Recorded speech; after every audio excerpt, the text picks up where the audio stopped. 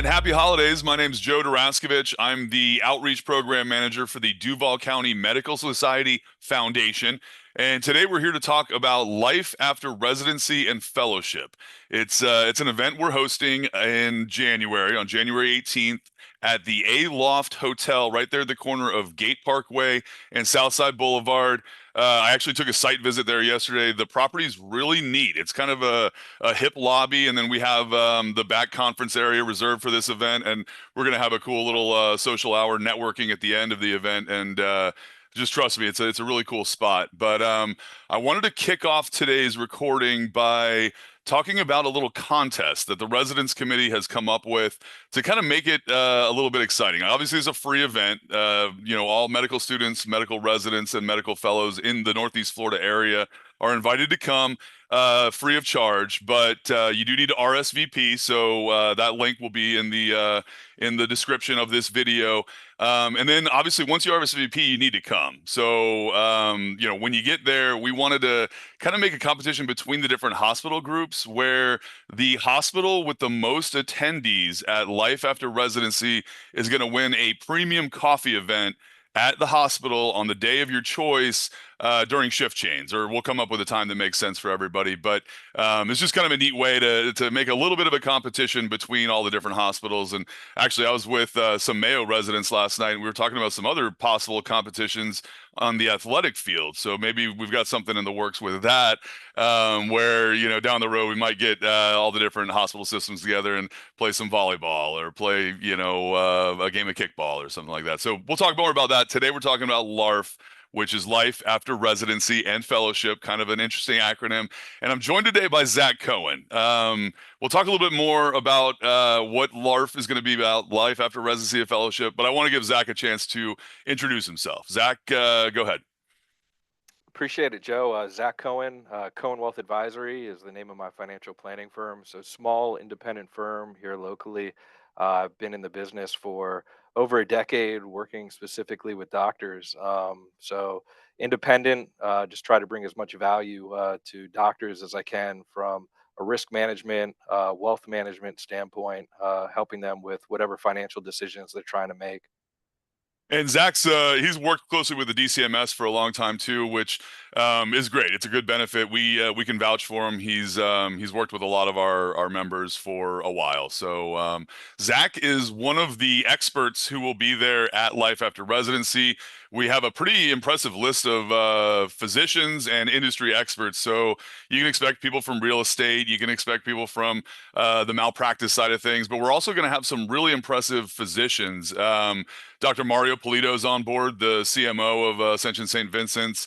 Dr. William Eng is on board. He's from Memorial. He's going to talk about community hospitals versus academic hospitals. And we've got some more. We'll talk more about that down the road. But the format of Life After Residency this year is the Residence Committee kind of came up with this idea to, we'll have some brief speeches and some lectures at the beginning, but then the bulk of the day is going to be roundtable discussions. So fellows and residents will sit across the table from these experts, from these very established physicians in the area, and it gives you a chance to ask these people one-on-one questions, or 5-on-1 or 4-on-1, whatever it may be.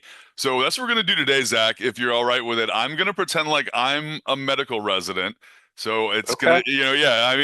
let's pretend like I was smart enough to go to medical school, and then now I'm working at a hospital, I'm treating patients, and then I come to Life After Residency, and we're sitting across from each other at one of these roundtable discussions. I'm going to ask you some questions as if I'm a resident, and you just answer them as if we were there on January 18th. So Are you guys going to keep going on with the name LARF for this? it's that's a good question. It sounds silly, but when you're typing, we're emailing back and forth with the residents and things, and it's just kind of become a tongue-in-cheek, hey, how's LARF coming along? How's LARF coming along? So if it catches on, maybe it becomes a national thing, and maybe Yeah. we get a trip to the White House or something, and that'll be neat. But yeah, Life After Residency and Fellowship. If you're typing it out, LARF is a quick way to do it. So all right, Zach, let's start off. It's me and you. You've already given the instructions on, hey, what you're company's all about and everything. I'm just sitting there and I'm like, oh man, I need to ask him some pertinent questions. So let's start off. Hey Zach, I work long hours at a local hospital. I'm treating patients. I read a lot of headlines yesterday about the Fed, about some interesting things happening, but I didn't have time to dig into it. What's going on? What happened yesterday with the Fed? Yeah, so there was a Federal Reserve meeting yesterday where they announced the interest rates cut going forward. So it's a 25 basis point cut that they announced. But what's more important was the guidance that they gave, which was a little more hawkish than markets expected. And the market ended up tanking on the news. I mean, tanking, I'm talking about down 2 to 3%, depending on the index we're looking at. But when I say hawkish, so back in September, they released dot plots as far as the anticipated rate cuts for 2025. And they were pricing in about four rate cuts. Um, what happened between September and now is that some of the data that was coming in a little stronger than the Federal Reserve anticipated. So what that means is a little more hawkish for 2025, and maybe not as many rate cuts that are going to be priced in. And ultimately, the market didn't like that, and so we saw a big dip. But for the residents and young doctors, I look at this as an opportunity. I've been looking forward to a repricing and a lot of assets that I'm bullish on, and so this is an opportunity for young professionals to get in um, when the opportunity is right.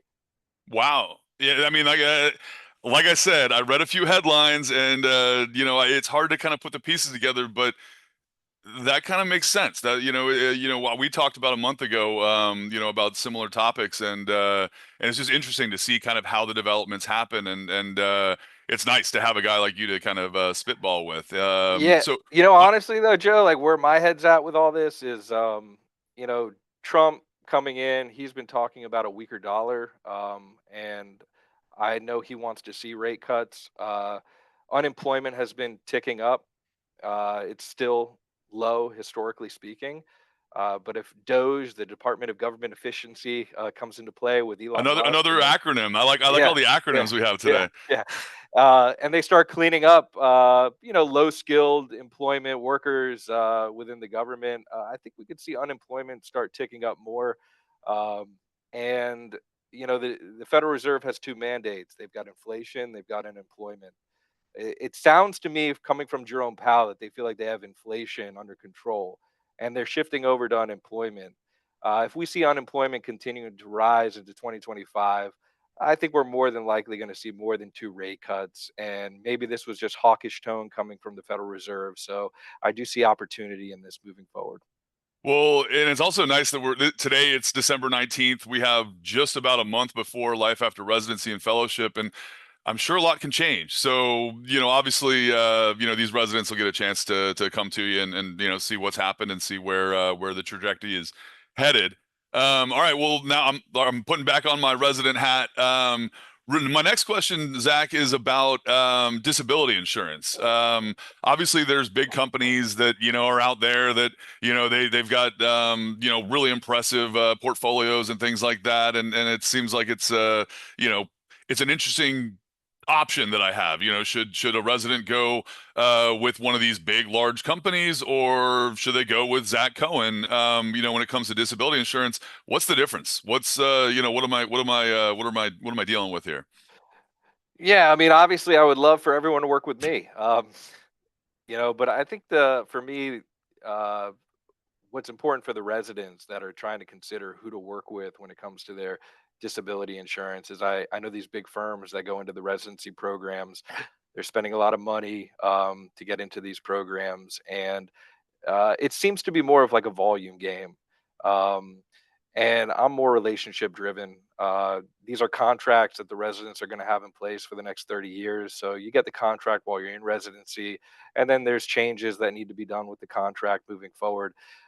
As a planner, I look at everyone independently. They have a unique financial situation. So, from a cash flow perspective, how to structure these contracts to where it's suitable for their lifestyle today, as we're all getting squeezed by auto insurance rates and food at the grocery store. How do we make these contracts more affordable? So I work through that with them, and I look to be there for them, over the next several years as they need to make changes to continue servicing that contract. So it's more relationship driven for me. So I look forward to the opportunity to work with any of the residents and put them in a good position.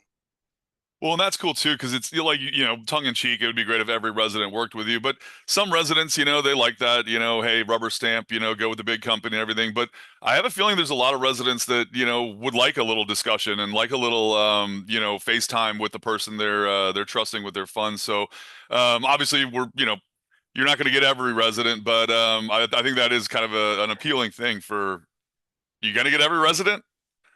No, I mean, I was just gonna. So, you know, whenever someone places a disability contract, they earn a commission, and that resident, is not paying that commission. The insurance company pays that commission, but it's 50% of the premium that they pay.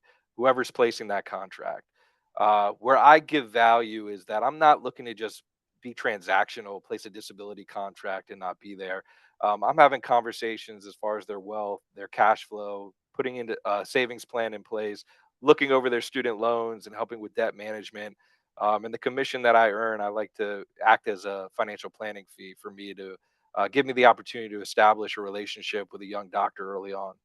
Yeah, I mean, and that means a lot. Obviously, I'm just wearing my resident hat, but I deal with a lot of residents. We work together a lot, and you know, it feels good to hear you say that. So I'm not gonna point anybody in any certain directions, but I know Zach's a good guy and he's easy to talk to. So hopefully a lot of people understand that. All right, I got one more question. Still have my resident hat on. I'm in residency. I'm not making a lot of money right now. I still have some student loan debts to worry about, but I know that I want to invest at some point. When's the time to get started with that? Is this the right time? Should I wait a while? What's the timeline look like for a resident who looks to invest at some point? So, back to everyone's got a unique situation. Uh, what's important? You have an emergency fund in place. So let's have some cash on the sidelines that can cover at least 3 to 4 months of your fixed obligations in case there's a disruption of cash flow. Um, outside beyond that, then maybe there's an opportunity to start putting some money away into the market. As long as there's capital on the sidelines, and that is also coordinated with whatever goals they have over the next year, 3 years. So if they want to purchase a home, what does the liquidity situation need to be for potential down payment for that home, and how much more cash do we need on the sideline for that? But as long as we have that adequate liquidity and cash on the sideline, I think it's important for a young professional doctor to get started with investing as soon as they can, if if if it's possible for them. Yeah. Well, and that's something that you can kind of work through with the residents and say, hey, let's go through the X's and O's. Let's see, when makes most sense for you compared to, your colleague. And, you know, like you said, everybody's got their own situation. I know my family's different than your family, and they're all good families, but we all have to kind of, figure out our pathways individually. And you're good at that. You're good at that. All right. Well, that's literally all the questions I had for today. I just did want to say, what are you most looking forward to about life after residency and fellowship? Obviously, you work with doctors a lot. What's this event kind of mean to you? For me, it's being able to connect with the medical community more, get my name out there. I'm a small firm, so from a marketing standpoint, this is what I do. I support the local medical society, and that gives me an opportunity to connect with some of our local doctors. So I look forward to that. And then I was going to ask you, what kind of food are they serving at this event? Because I love to eat. Yeah, that's a good question. So I went there with the DCMS managing director yesterday. She's my wife, Marissa Duraskovich. And first, I told you the layout is really great, but we haven't solidified the menu yet. But so hey, send us exactly what you want it to look like. But it's gonna be small bites. It's gonna be kind of finger foods because the good thing about it, we're going to start the morning off with those kind of short little lectures to let you know who the people are. Then we've got those roundtable discussions, and then the last hour from 1 to 2, it's literally going to just be a networking event. So we're going to have finger foods, we're going to have sandwiches and things like that. And then you can, if you didn't get all your questions directly asked during the roundtable session, because it's gonna be kind of like a speed dating format where you talk to Zach, then you move on, then you talk to Dr. Polito, the CMO of the hospital, then you move on and you talk to Dr. Ang, and then you talk to the real estate people, and obviously it's going to be moving kind of quickly. So that last hour is going to give people a chance to kind of walk up and exchange business cards and ask those direct questions one final time, and then the residence committee's putting on kind of an after party. So we don't want to spill the beans too much on that, but there will be kind of a restaurant, family friendly, kind of an after party afterward. Obviously, it's not required if you go. You don't have, we obviously want to be cognizant of everyone's time, but yeah, it's gonna be a fun day, and I'll be there. Zach will be there. We'll have plenty of other people, but Zach, I just want to thank you for spending a little time with me today, and yeah, I look forward to it. We'll do one more of these videos before the actual event, but everyone remember January 18th. At the Aloft Hotel. It's right there at the corner of Southside Boulevard and Gate Parkway in the Tinseltown area, and it's going to be a great day. Yeah, I'm looking forward to it, Joe, and I appreciate being with you again on here. And we're gonna do one more recording before the event. We're gonna do Cool. another one. This was fun though. I had Yeah. a real good time. It's fun acting like I was a resident. Like sometimes when I'm mixing it up with the residents and the fellows, I kind of get jealous. They have a cool life, but I'll do this again. I'll put the hat on and we'll do this one more time. All right, Good Zach. deal, Thanks man. a lot, and we'll see you at Life After Residency, or LARF. LARF. LARF. LARF. Yeah.